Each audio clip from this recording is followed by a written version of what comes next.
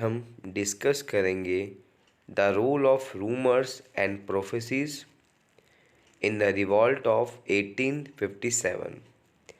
1857 के विद्रोह में अफवाह और भविष्यवाणी ने क्या योगदान दिया। अगर हम बात करें अकॉर्डिंग टू कंटेंट, जैसे कि there was rumour that the new cartridges were greased with the fat of cows and pigs which would pollute the caste and religion. उस समय जो आपके 34th रेजिमेंट थी मंगल पांडे की, वहाँ पे ये रूमर्स फैलाया गया जिसमें बताया गया कि जो नई राइफ़ल आई है एनफील्ड राइफ़ल, उसमें बेसिकली फैट यूज़ किया गया है काउज एंड पिग का,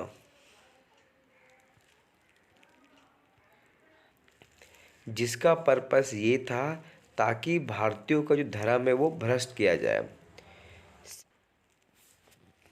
सेकंड पॉइंट्स था आपका the rumours about the British trying to destroy the religious of Indian by mixing the bone dust of cows and pigs into the flower.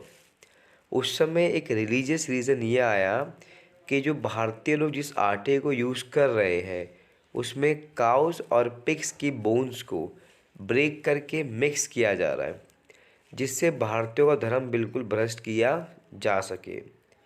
The rumours about the British rule coming to an end on the centenary of battle of Plassey.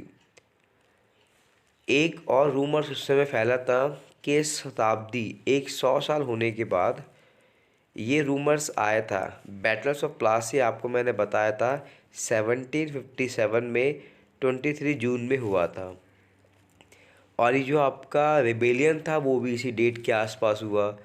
तो ऐसे में rumours ये फैला कि 100 साल हो चुके हैं, 100 साल के बाद ये जो रूलिंग पैटर्न है वो अब चेंज होने वाला है, तो शायद ही वो हाई टाइम है जहाँ पे इनको अब ख़त्म किया जा सकेगा। और ब्रिटिश रूल्स को ख़त्म करने के लिए इस समय से बेहतर कोई और समय नहीं था। ये प्रॉपर आपकी प्रोफेसिस मानी जाती है, भविष्यवाणी। The British policies to reform Indian society by introducing western education.